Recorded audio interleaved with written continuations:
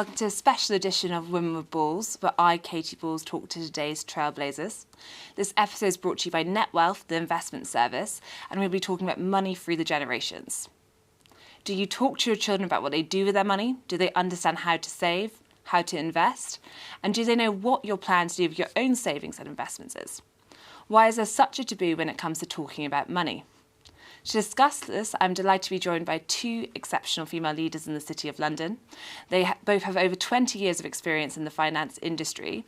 Between them, they have 13 children and have been outspoken about working in the industry as a woman. With me today are Charlotte Ransom, the founder and CEO of Netwealth, and Baroness Helena Morrissey, the chairman of AJ Bell. Welcome both. Now, to start, Charlotte, you founded Netwealth in 2015. What's behind that? Well, having spent 25 years as an investment banker, I could certainly claim to know something about finance. But what I'd found was that I'd been working incredibly hard, earning well, but not really spending any time thinking about personal finance. And then in my last 5 years, when I was a partner at Goldman Sachs and running part of the private wealth business for them, I became very interested in private wealth management generally, and I became quite concerned about the sort of generic discretionary wealth management service in the UK in particular. And partly because I'm British, I was quite focused on the UK, and it just struck me that there was no there wasn't a way that the financial consumer today could really enjoy the benefits of modern technology. So they were still consuming a very old type of service model. And really, the kind of eureka moment came after I retired from Goldman Sachs, and I was sitting at home and I knew I didn't want to manage my own money, but I couldn't bring myself to give it to any of these other discretionary providers. And so it was time to start a new business and really try to bring those two things together, traditional wealth management with great modern technology. Now, we're going to be talking about the generation gap today, so how, I suppose, children versus parents see this. And I just wondered, growing up for you, was finance discussed much? Was that something? I think I grew up in a very traditional English household. There were 4 children and my mother and father, and I think it was really not discussed at all. The one thing I can remember is my father getting very energised about the discussion of endowment mortgages at the time that they came out, and he felt that they were absolutely going to the wall. It turned out that he was right. But so intermittent things like that occasionally, but not as a generic subject that was discussed. No. Have you turned the tide now with your own children? Are you taking work home and making them think? Well, Netwealth does creep into some of our discussions at home. Off completely, huh? Now, Helena, thanks for joining us today. Pleasure. You're on my podcast. One of my first ever guests. It was a highlight of my podcast appearances anyway. So yeah, exactly. Thank you, Katie. Fond memories of that. That's why you're back.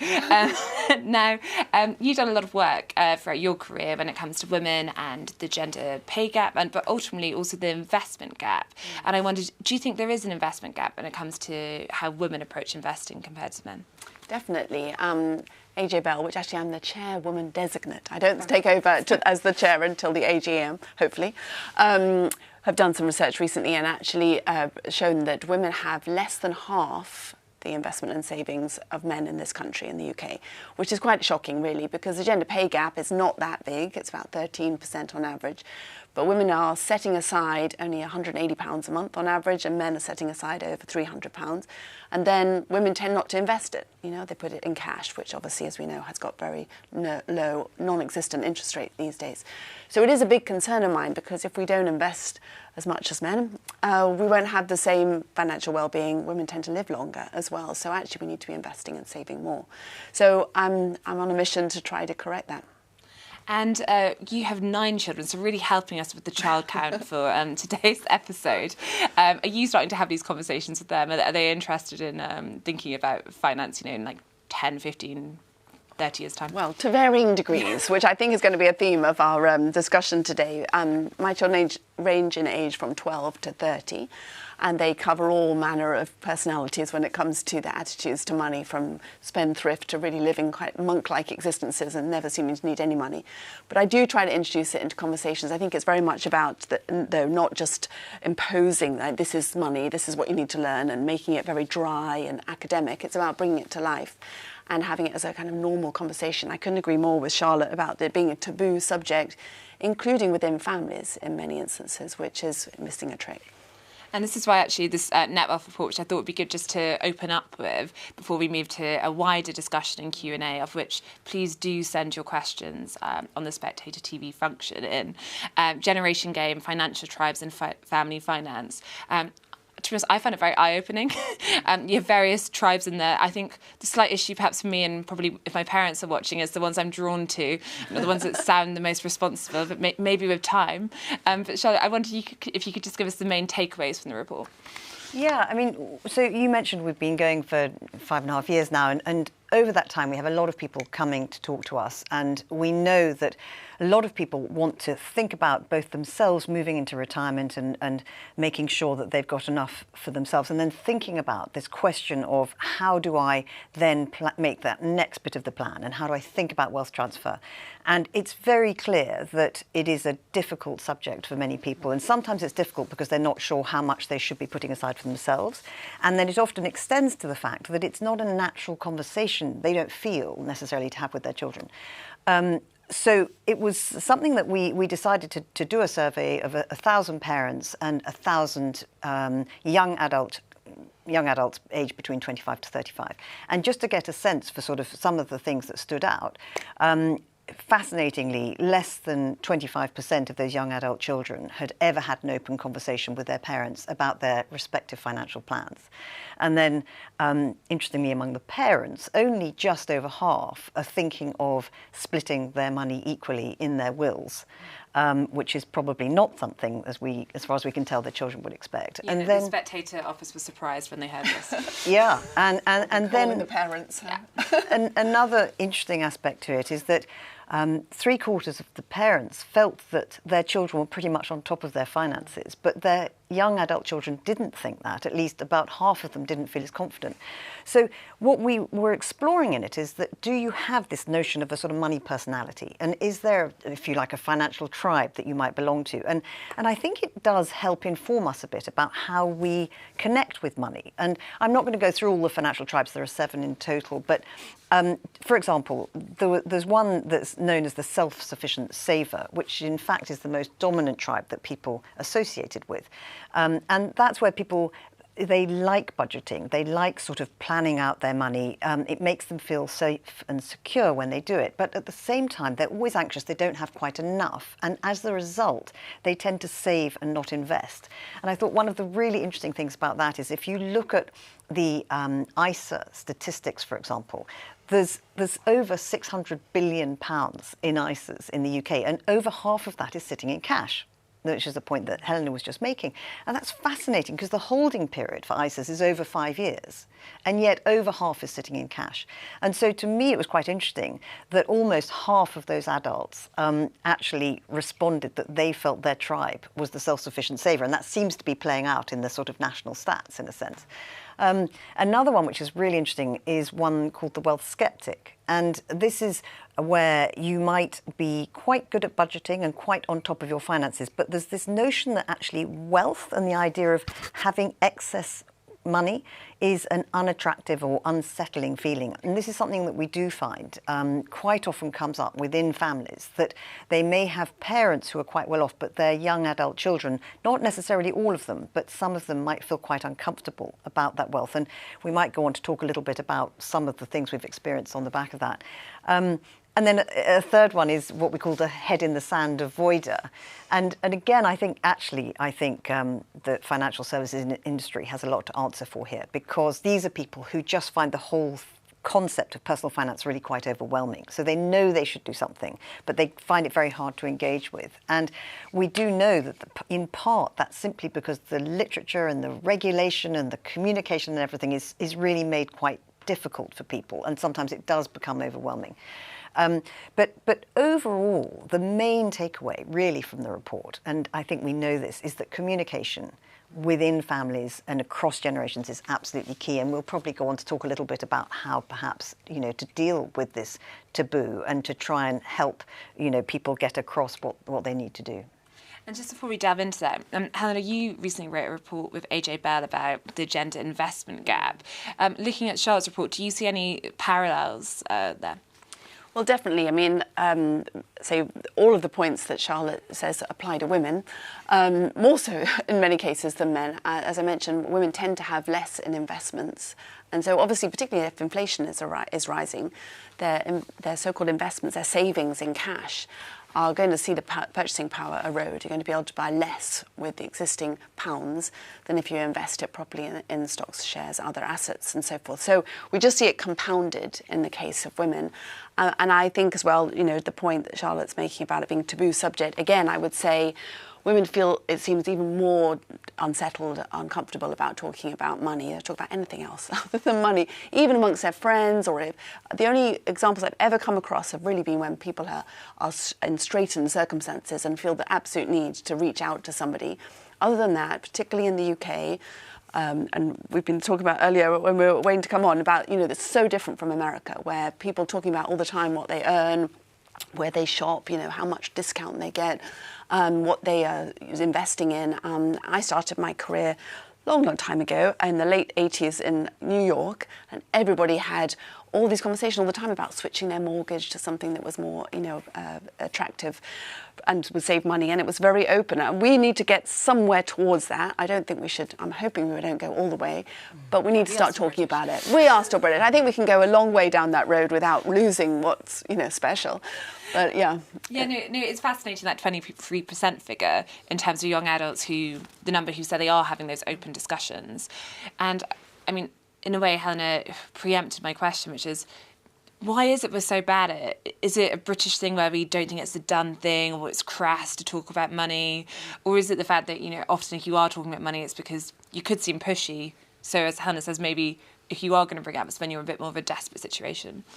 I think there's a lot of different subtleties to this. I do think it's quite un-British, but I like to think that we're slowly changing that. And I think that modern technology actually is hugely helpful in that respect. But I think also, you know, one thing, for example, is to talk to your parents about when you die. That's not really a topic for Sunday lunch, you know, and the implication of talking about passing money on has some aspect of you passing on yourselves. So I think it's very much for the parents to start introducing this idea, not so much about necessarily their wills, as much as understanding that as you go through different periods in your life, there will be times when it's really helpful to start talking about concerns that you might have and problems that might arise that your parents, you may be surprised to know, can help you with. And I had an interesting example just recently with someone who was saying they actually approached their parents to say, I know my brother needs some money now, more than I do, and I would much prefer that you're able to go and help him. I understand that it may well mean that you don't end up splitting your wealth equally, but I as his sibling, feel that this would be the right thing to do. So I think in this case, the parents were quite surprised, and it helped release a whole sort of torrent of emotion around this subject, which can be so difficult for people to want to talk about. And after that, it sort of just opened it up as being something that actually, okay, I understand now that we're all pretty much on the same page. I think the other thing is that if you're not on the same page, and of course there are going to be situations where people within the family think differently about this, there is nothing better than talking about it, because the biggest problem otherwise is, you know, maybe for the person whose money it is, they may have passed on, but they leave that problem to children and maybe grandchildren, and they leave all sorts of possibility for family disruption that could actually have been sorted out had some of this been addressed earlier on. Yeah, and that's really interesting because, you know, the number of legal disputes over family legacies hit a high in 2020, I think. Yeah. So you can start to see, and I just wondered, I suppose broadly, maybe you, Helen, what kind of problems do you think do arise if you're not talking about what money someone is likely to receive? Obviously, you never quite know what's definitely going to happen. Well, there's an emotional issue around money, whether it's inheritance or just, you know, having enough to live on and so forth. I think for all of us, there's some sort of emotional baggage that comes with, you know, our money situation. I think, you know, I mean, it's going to sound rather dramatic, but the question that you don't ask, and obviously isn't implied by parents not necessarily giving equal amounts of money in their wills or, you know, to their children overall, it doesn't mean they don't love them equally. And I think people will assume sometimes, oh, that this, you know, they'll read into the silence and it might not be at all clear. I thought it was fascinating, Charlotte, in your report where there were all the different reasons given. And when you read through it, yes, only half of parents roughly were going to give equal amounts to their children when they die. But actually, some of it was about making things more equal at that point. They might have given a gift during their lifetime and so forth. So again, I think you can end up with terrible emotional upsets and people falling out when already they're dealing with death and, you know, the loss that comes with that. So, yeah, it seems so obvious. I think people just shy away from talking about death and money, and you put the two together and it's, you know, a double whammy in terms of actually having that conversation. And I don't think it is for every Sunday lunch. It's for, you know, like my dad said to me the other day when I was leaving visiting his house, he said, you know, I just need to talk to you about, you know, my will and money and, you know, what I'd like to do in terms of gifts over the next few years and so forth. And he was the one that broached it. And we had a really, you know, I didn't want to think about it in some ways, but he was right to.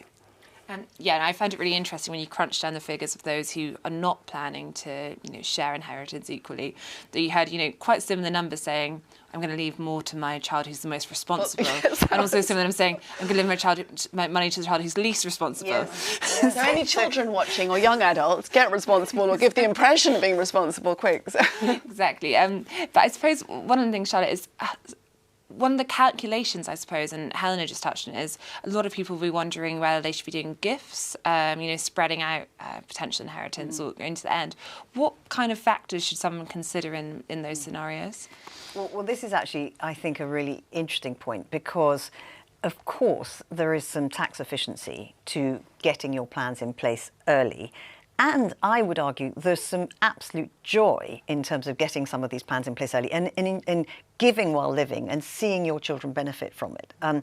So there is this 7-year inheritance tax sort of window, if you like, that you need to gift money and it's only after 7 years that it falls fully outside of your estate. And so it is always worth starting to think about the gifts that you want to make and making those plans. And you can only do that if you know, of course, how much you're going to need yourself. And like I said at the beginning of the discussion, I think this is one of the things that hold people back because they're anxious about starting to gift if they haven't really yet figured out, okay, within my estate, how much of it do I need to hang on to for myself, for my spouse, you know, whether we may need care home fees to pay or whatever it may be. So there's a lot to be said, first of all, to make sure, and it actually doesn't matter what age you are, I would say. I mean, if you're in your 50s or in your 60s, and even if you're not even thinking about retirement yet, maybe it's still 10 years away or 15 years away, it's well worth starting to just make an assessment about, okay, so if it were 10 years time that I retire, how much money do I think I would need? Have I got sufficient, you know, have I got sufficient with a extra bit on top? And now let's think about, can I start to have these conversations with my young adult children and start to help them get set up with their first flats? Or, you know, can I help them think about something that maybe is worrying them and pay off those student loans or whatever it might be that's bothering them? And I think that this concept of starting to give while living is actually quite a powerful one. And it does tend to presuppose that you're having conversations with your children, that you trust them, that you trust that their partners are going to be people that you feel confident over time, that you're happy that whatever decision they make will be one that you will stand behind, because you lose control, obviously, of your money at that point. So actually, this question of control is one of the other things that holds people back, that they're anxious that should they start giving it and circumstances change. And the lovely girl they thought their son was going to marry suddenly disappears and somebody else turns up that they're not so keen on. But that's being a family. You know, and you know, as Helena was saying, there's plenty of emotion that goes with that. That's nothing to do with finance, of course. But I think if you can start to get yourself organised, it is just a tremendous amount of relief, if nothing else, to just have that sense of, okay, I know where we stand. And I can now make that decision about starting to give. And I can think about some of those subtleties that we just covered. But I'm in a position where these conversations can start happening. Now I'm going to start on some audience questions shortly, so do keep sending them in. It's just in the spectator TV function.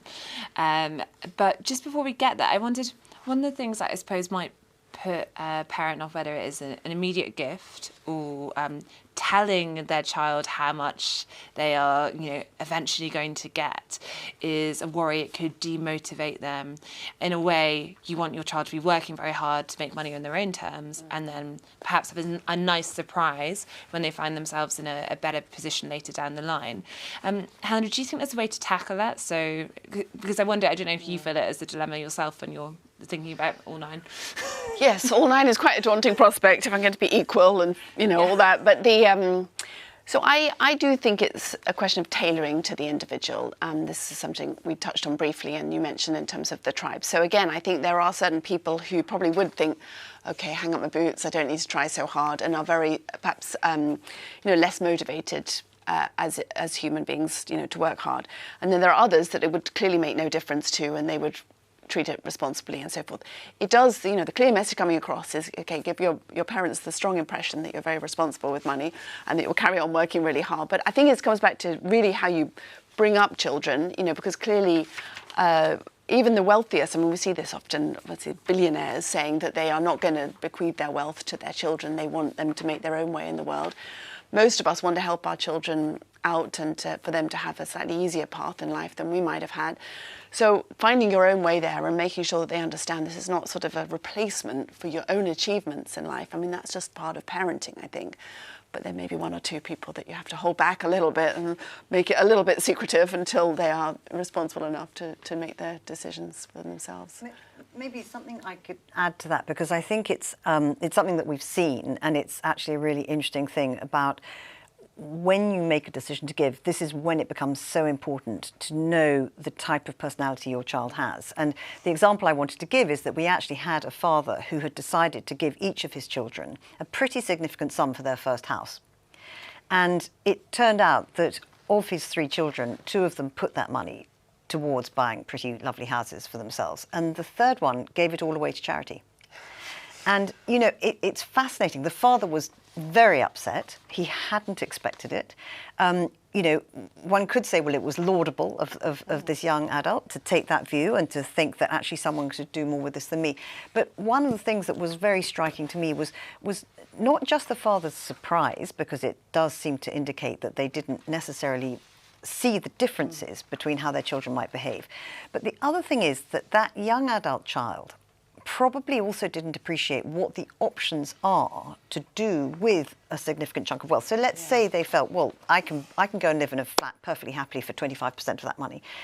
Actually, if they'd understood that they could have taken the money perhaps and put it into a charitable trust and then have something which over time would go to good causes, but that rather than having to chuck a massive lump sum at something where, you're never quite sure that's all going to go to the cause that you might want, but actually let them learn through experience about how to give and how to live with wealth, both have a roof over their heads and do the sort of thing that really matters to them. So this is another, I think it's a great example and a true life example of things that happen. Going through the tribes, am I correctly diagnosing that person as a wealth skeptic? Yes, correct. Yeah.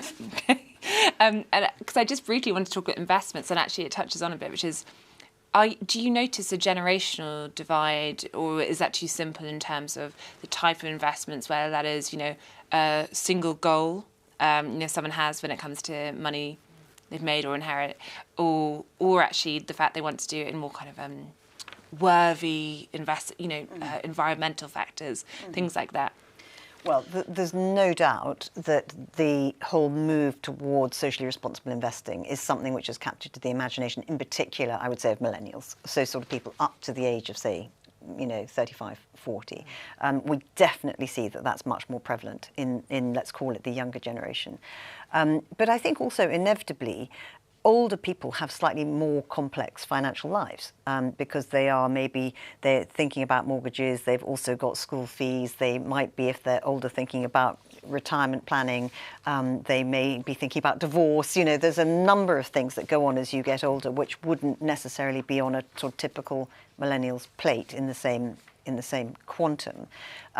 And this is actually where I think technology is so very helpful in terms of helping people, I always call it, get closer to their money. So in other words, have a mechanism to allow them not just talking about money, but actually interacting with money beyond a budgeting tool, but actually to think about investments and how they line up with what you're trying to do. So most people at Netwealth and at the sort of, if you like, at the parent level, will have several different goals that they're thinking about and investing towards. And what that means is they will have different risk levels that they associate with those goals that they're trying to achieve. And that actually, and for women in particular, we've found that that's hugely powerful to help them, envisage how this money is being put to work, as opposed to it just sort of being put into just a one pot and kind of fingers crossed that it does what it's meant to do. Well, I would just add, because I think that you mentioned about technology being such a sort of enabler, I think it also helps people just get started and exploring about money. Because again, our generation, wasn't taught anything systematically anyway at school or in the classroom, in any walk of life really, whether at university and so forth. I think that there is some these days in terms of life skills that my youngest, who's 12, particularly enjoys, where they do talk a little bit about budgeting and debt and so forth. But mostly, a lot of the reason why people don't get started investing, particularly women, is they say they just don't know how. So having online resources, having apps, we all used our banking apps now, aren't we? So that we look, maybe not daily, but very frequently. We've gotten the habit of looking at money issues. And again, apps can really help just in terms of keeping track. You can start small. You can start with £10 a month. You don't have to have £10,000 to get started on investing. So if anyone's watching who hasn't ever invested before, you can just take one step at a time and get used to it and see what happens to your money and then keep adding. Overall, time in the market is much better than timing the market or trying to. Yeah, because I was going to ask Heather on that, just in terms of, I suppose, more likely to be younger individuals, but you never quite know. It's almost encouraging for people to take this long-term approach. And I think particularly when you are, whether it's, late teens, 20s, early 30s, you're 5 years seems like quite a long time to a degree to put some money away, given all the things that could change, let alone 10 years, 15 years. I think it can seem almost a little bit overwhelming. And I wonder, and it goes back to the study in a way to a degree, the fact that parents tend to almost take a more positive perception of having control of younger people than they personally do. So how do you think you can get people to think about that when people are really quite worried about the day-to-day? So I think that even though everyone says, and it's true, think of it in terms of a 3 to 5 year horizon at a minimum when you're investing in risky assets like the stock market. Obviously, your money isn't, unless you invest in very illiquid things, your money isn't locked up. You can access it. And again, people get sort of recklessly cautious about this. They sort of think, I just might need the money. And so never get into the habit of investing on a regular basis. If you start and then you find, actually, I'm not missing that £10, £20, £50 a month, and then you have a pay rise, and you think, well, I haven't had that before, let me just add that in. Then suddenly you'll look and you'll have a really interesting, sum of money that you could do something like put down a deposit for a flat or buy something that was otherwise unaffordable. So I think just trying to not always see what might go wrong.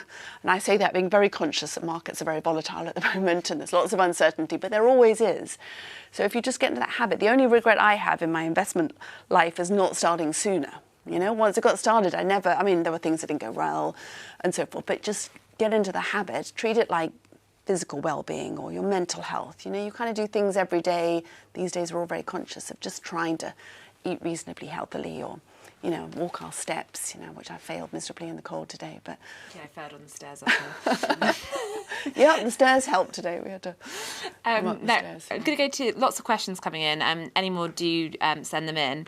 Try and get through as many as possible. We're about halfway through. So here's one. I'm worried my child seems to spend money as soon as it comes in. Is there anything I can do to encourage better habits so they make more of what I leave with them? Which I suppose is touching on that anxiety that, whether you leave your money equally or not, is it going to be used well? Charlotte, what do you say to that?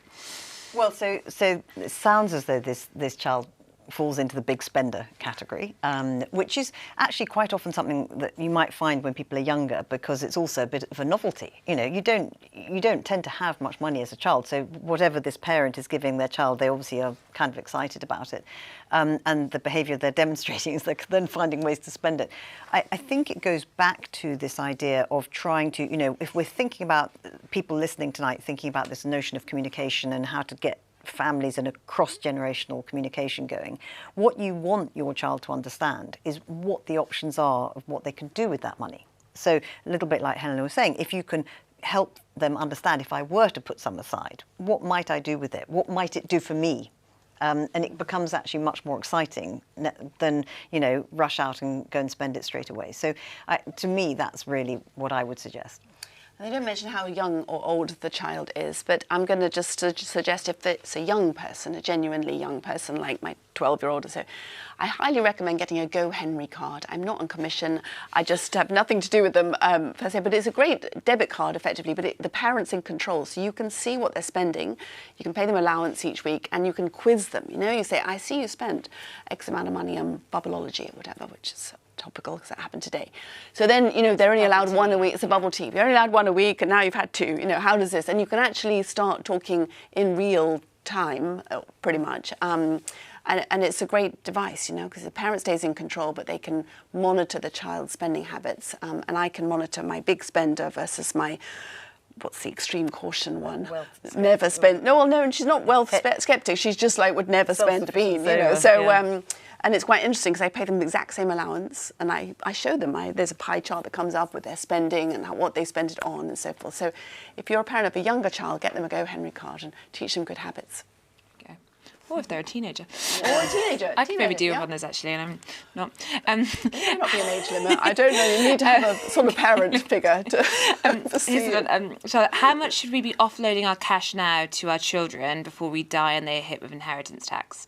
Which I think is a dilemma lots of people are kind of juggling with. Yes. So it goes back to something I was saying earlier, that I think don't start offloading your cash until you know how much you're going to need. Because it would be very awkward to start giving it away and then suggest that it might be given back. Before you even go any further, I might bring in this question which completely touches on that. I think we can do a best of both here, which is we are in our 60s and would like to pass on some of our money to our sons in the next few years, but want to keep enough to be comfortable in our retirement and provide for nursing home care should we need it. Yes. So how much you keep, because it's almost tying in that, isn't it? Yes.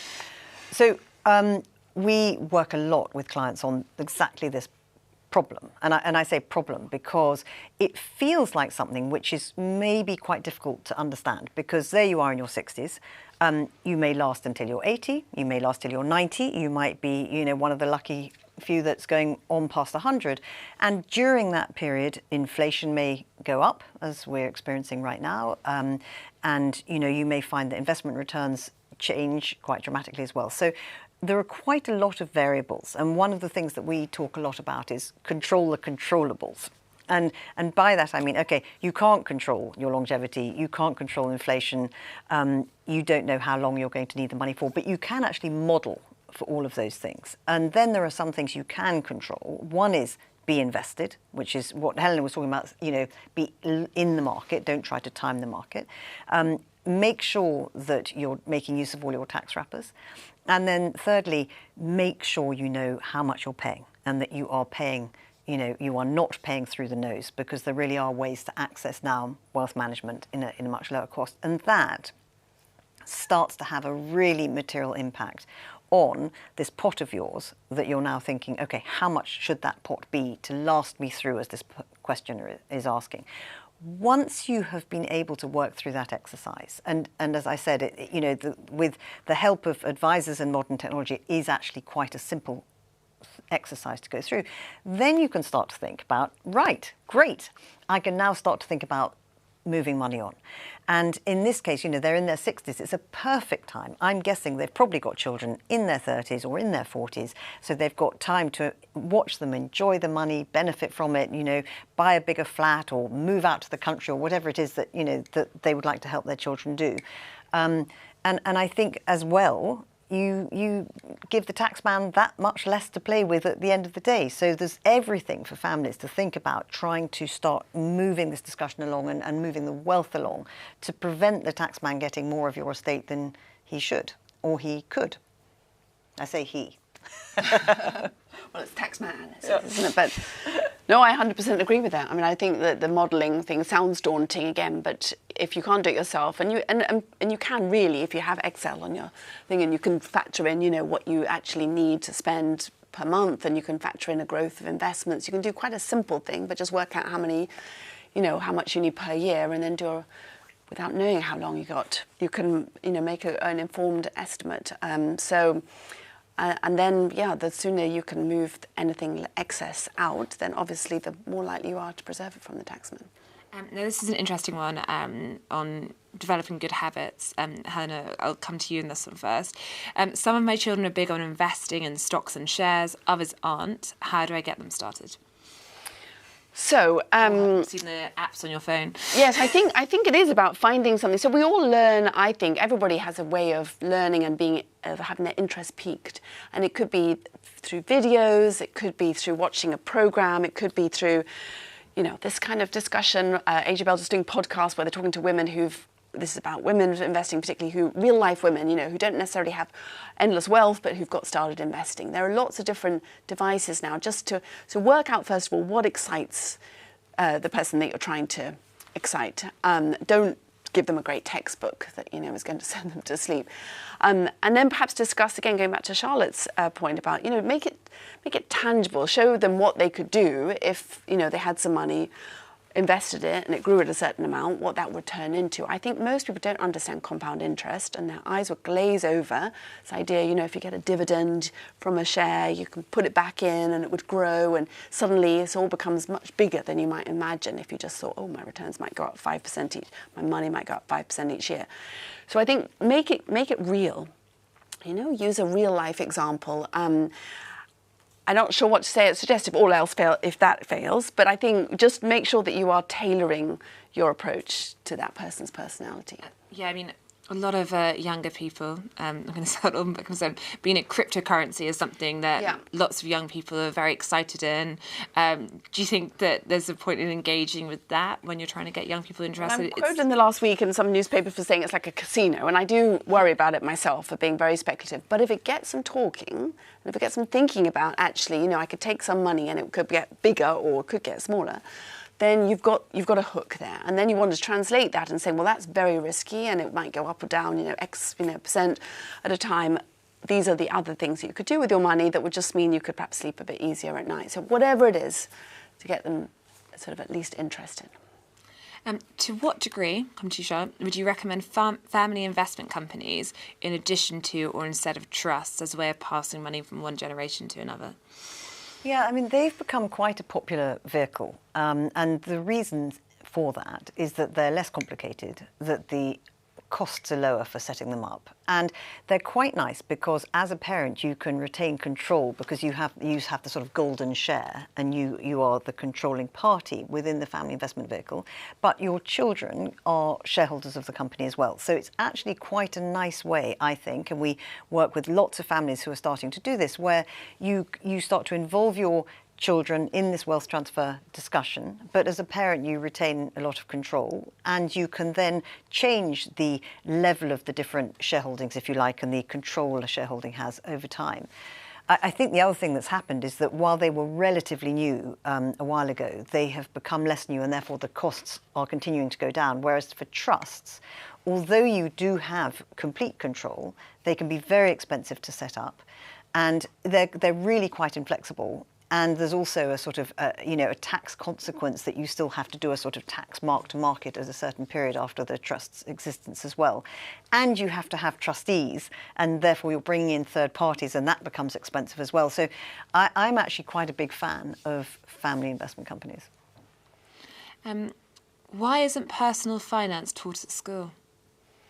So it is part of the curriculum now, but often, again, done in a slightly dry way, I think, from some of the materials that I've seen. I think that we should push for it, and I think there should be a sort of little bit of a collaboration here between the private sector, firms like Charlotte's, AJ Bell and so forth, contributing to that. I mean, I think there have been various initiatives, but it's been a bit... there's a lot of schools and there are a lot of year groups and there are, we've had COVID or we are having COVID. So I think we have to get to that point where we say, look, this is so important as a future life skill. It seems to me that we don't necessarily teach children all the important things and obviously be able to manage your money and get into those good financial habits, looking after your well-being, even as a student. I mean, it really hits young people quickly when they go up to university, or if they do that and suddenly they have to budget or manage the debt, and it's quite daunting if you haven't had any experience. So I think we should do more. It's in secondary schools at present. Again, I think start young, get people used to it. It's just another subject at school, and bring it in. It's often taught as part of maths. Again, that works sort of, but not if you hate maths, If you switched off the class already. Exactly. Because also, I think it's one thing that's touched on the report, which is the idea that you do, is it fair to say, a lot of our financial habits we do learn very young? Well, yes. I mean, Emma Maslin, who worked on the report with us, who's known as the Money Whisperer, she reported that it's actually from the age of 7 that you start to, you start to mimic your parents' habits and start to kind of have a sense for how you might interact with money.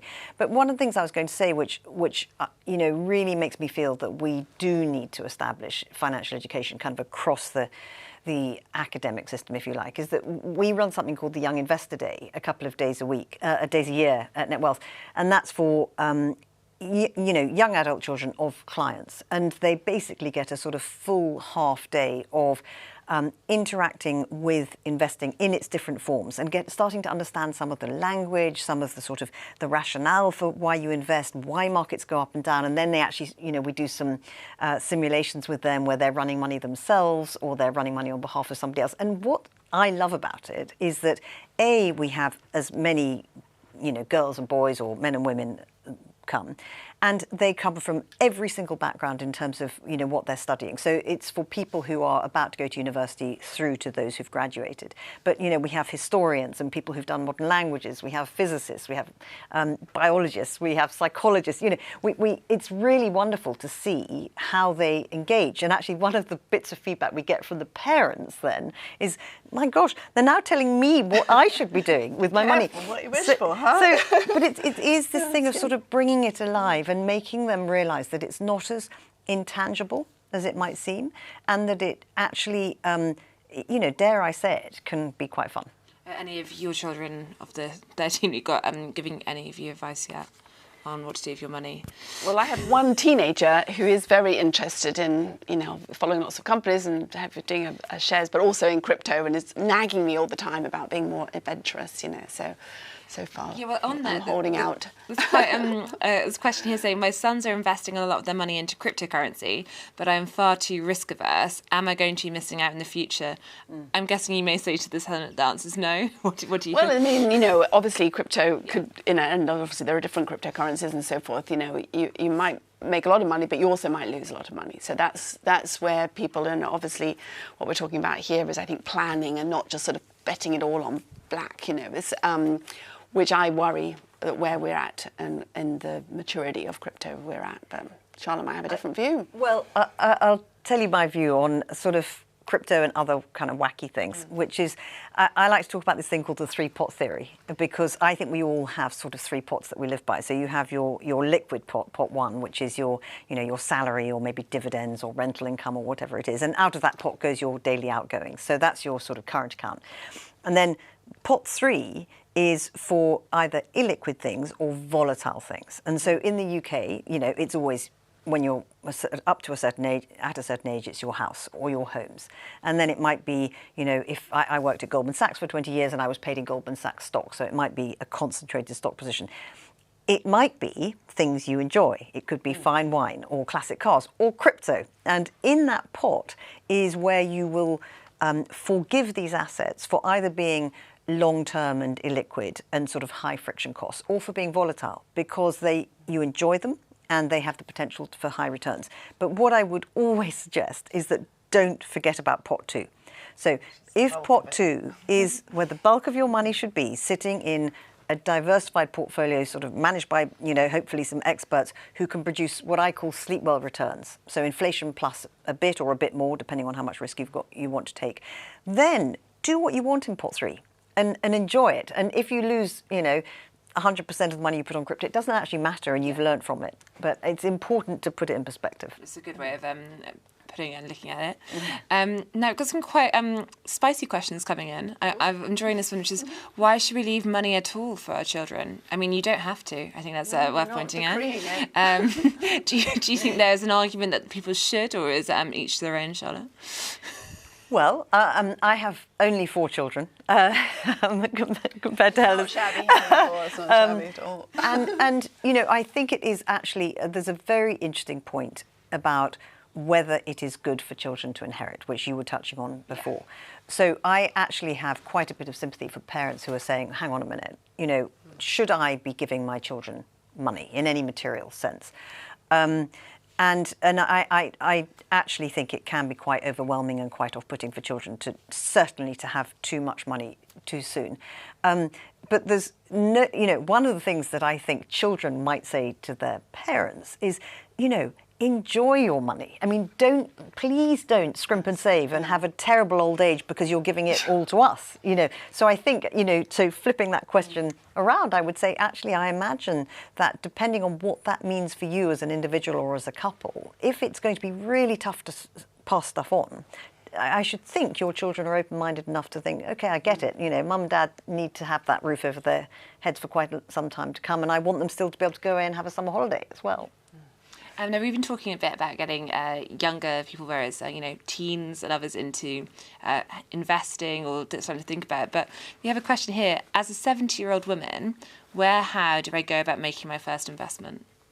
Who wants to go have a go at that? So I guess I don't want to cast aspersions, but it might be the app is the way, but it might be different. different. I mean, I think obviously we need to know a little bit about her in terms of whether she wants advice or whether she wants to pick her own stocks or whether she wants to, So, I mean, I'm going to obviously declare my interest in AJ Bell, but, you can do either there. We don't offer advice, but we offer, you can do it yourself, and it's very straightforward.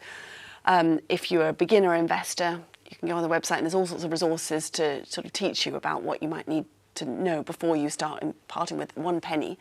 Or you can get a financial advisor, which might suit if someone is sort of taken up until now to think about it and might want the guidance and reassurance that would come with working with an advisor. And so I think it's just a question of, first of all, finding out enough information and not rushing headlong into thinking all investment's good or all investment's bad. It's a question of just making sure. And actually women, all the research suggests, which I think is a good thing about us actually, we haven't got a very gender balanced panel here, but anyway, we don't like buying anything or investing in anything that we don't understand. And that's good news, I think. So first of all, work out what you are comfortable investing in, and then lots of resources on various websites, not just AJ Bell's, for them. And I think just hopping off that, there's a question which is, if you are going the wealth advisor route, perhaps, you do want to get that expert advice rather than go it alone. What's the best way to find an experienced wealth advisor? Well, I'm, really quite biased on this question. We're quite biased, Pam. Because there is, I have to be careful here, but there are websites who use that exact word, and I would argue are really not unbiased at all. So I think you have to be really careful. I am the ultimate cynic. That's why Netwealth exists. And I have real concerns about how little financial consumers are really able to get to the bottom of how much they're being charged and what indeed they are being charged for. So I think you need to be very careful. I was recently asked by somebody whether or not they should be taking any notice of influencers who are starting to be increasingly active in finance. And, one of the interesting things about that is they were inevitably they were on the pay of somebody who was asking them to sort of channel inquiries towards them. So I think it goes back actually to knowing what you're looking for and knowing what questions to ask. Well, that's a bit chicken and egg, isn't it, sometimes? Because it's hard to know. It can be, but I think if, most people at some stage in their lives do need advice. I mean, I'm actually quite a believer you don't need it year in, year out, but that you do probably need it if you're thinking about retirement or if you've had a divorce or, if your, circumstances have just changed dramatically for whatever reason. And I just think that there are a number of things you have to be very careful about. And probably the single biggest thing that can influence your outcome is paying too much. What people don't understand is paying an extra 1% every year in fees, which is typically the rate you're giving your the rate you're paying your advisor for their, not just their advice, but for managing the assets and so on. That 1% every year, which is typically the amount when people come over to us that they are overpaying by until they find us, that over 10 years that will impact your capital by 14%. So on £1 million, you are giving away, if you put it that way, £140,000. Or on £100,000, you're giving away 14,000. It's a colossal percentage of your own capital that you don't need to be giving away. So it's really catch-22, because I really feel for people that the right thing is, I understand why people want advice and need advice, and I think it's important. I mean, in our case, we offer advice. The other thing I would say, though, is I think advice should be offered both hourly as well as on an annual basis, so that if it is actually something you want to, if you like a mark to market, you should be able to just pay for whatever it is you need and then move on. But that would be my advice. Helena, I just wonder if I could bring you in. What questions do you think someone who hasn't really done this before should be asking? Because I haven't invested, perhaps one day, but I've seen the graphs when they talk to you about investing and say, well, this is what risky is, but it ends very well eventually if you just do it long enough. And you're looking at the graph and like, okay, but is this going to be my graph? Yes, well, it usually isn't going to be your graph. I mean, could I just add quickly on something that Charlotte was talking about in terms of how do you find an advisor first? And then I'll sort of try to weave in and answer that. So I don't know what you think about pension-wise, the government's offering, where if you are looking, this might not be the relevant point of entry for someone asking, but if you're looking to sort of work out your pension situation, in my case, several years ago, even though I worked in finance, I had didn't spend enough time on my own personal finances, had lots of pensions pots scattered around, and I just thought, I just have no idea what to do about this. Pension-wise is a government facility, and you can book an appointment with somebody, and they go through and give you some pointers for the next steps. And actually, in my case, they gave me a link to where I can find a financial advisor in my area and so forth, and I contacted a few, and I agree with Charlotte 100%. You need to watch out for the fees. And actually, I based my decision partly on who was very upfront and clear about the fees and very transparent about that. So I think if you start there, if your query is about pensions, it for me was a very good way of then, so some of my lockdown time, eventually sort of drawing that all together. So the other question was, now I've forgotten, I've talked too much. What was the other question, Katie? Just in terms of the right questions to ask when you're meeting with that wealth advisor. Now, I think it can feel quite intimidating if you're not someone who feels like a fae with, So I think the goal is that you want someone who understands you, who understands, what your level of knowledge is, who understands what you're trying to achieve, who understands your whole financial picture as far as is possible. And to do that, they shouldn't be just arriving with some charts, saying this is what will happen if you put some money in this, that, or the other.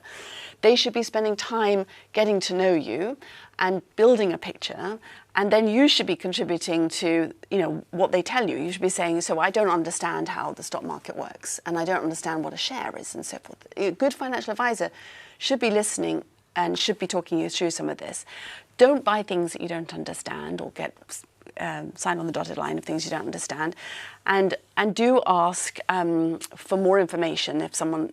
Just don't be talked at or talked to, Don't be bamboozled. Yeah, don't be bamboozled. And I think actually, again, sorry to generalise, but I think often women are very wary of being sold to. I run a mile if someone is trying to sell me something. I want to make the decision myself, but I sometimes need the information to help me do that. And if you don't know what to ask, just don't rush into something too quickly. Spend time getting to know whoever you pick as your financial advisor. Now, we've only got 5 minutes left, so I'm just going to try and sneak in just 1 or 2 questions with quick fire answers if possible, which is, how do you pass money to your adult children but make sure they are protected if they get divorced? So I think it's obviously about potentially, exes, getting hold of inheritance. Charlotte, any thoughts on that one? Well, I mean, one thing is obviously the legal route and prenups. And as I understand it, they are much more common now than they used to be, which is sort of scary. And I know for some people that would be just an absolute abhorrent idea, but it's something which if a divorce lawyer was sitting here, that's what they would be saying. I think in some trusts you can organise it in a way where potentially there is the ability to keep a certain amount separate, but it becomes very difficult, particularly after someone, if they've been married or in a civil partnership for a long time. And then all my money is tied up in assets like my house and car. How do I decide who receives what in my family? And you have 9 children, so I'm coming to you based on this. This is a challenge. Probably, I don't know how many cars you have. So, no, I haven't. I mean, my car situation is not going to get anybody anywhere, I'm afraid. So we have gone through, our eldest son got married a few years ago, and actually we thought, let's, help with the house and let's take some money and hopefully we'll survive 7 years. I think we're down to 3 left to do, so far so good. But we have been looking at a home that we've worked out how much it's worth, and therefore how much can we afford to give to children, and actually been thinking about, because more of them were getting married, selling it, and starting the process and moving to a smaller place. And here's just an interesting question, perhaps to end on, which is, any thoughts on skipping generations? Yes. So is this something you hear much of? Yes. And that is ultimately, what is that, going straight to the grandkids? Yes. And it's actually it's a great question, in fact, because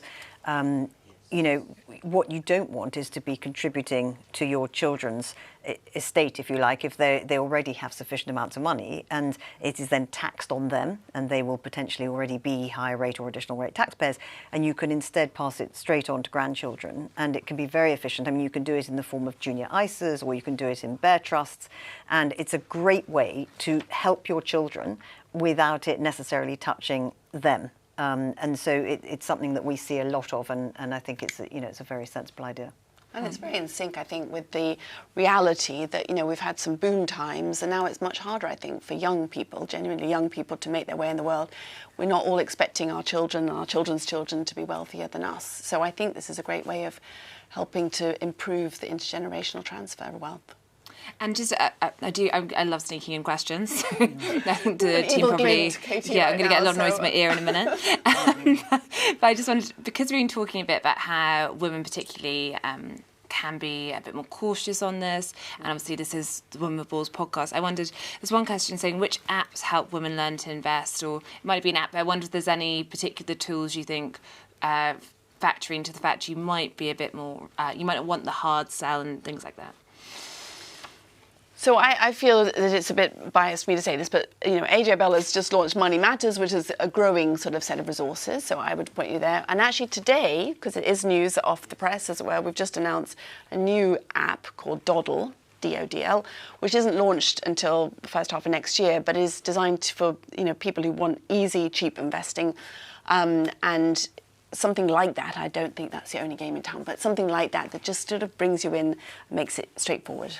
I suppose what I would say, what our experience has been at Netwealth is that almost 50% of our clients are women.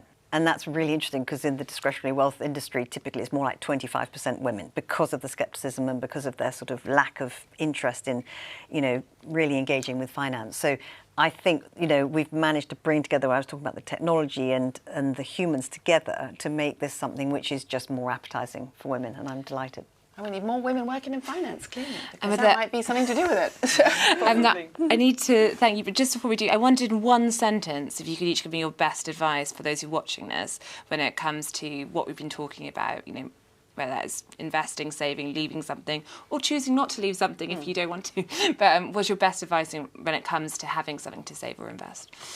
Well, I would say, take the bull by the horns. And face up to the fact that this needs addressing.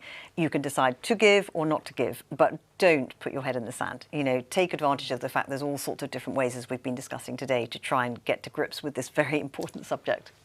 Sadly, mine's the same. It was going to be get started. If you're dithering, if you're not too sure about it, just do it and, take it one step at a time. Brilliant. And with that, thank you so much for tuning in today to this special episode of Women with Balls. I want to thank my guests, Charlotte Ransom and Helena Morrissey, and thanks to our sponsor, Netwealth, for making it possible. You can watch back the session, recommend it to others on replay when the show ends, or you can catch it on the Women with Balls podcast feed from The Spectator. So thank you for watching, and I hope you join us again.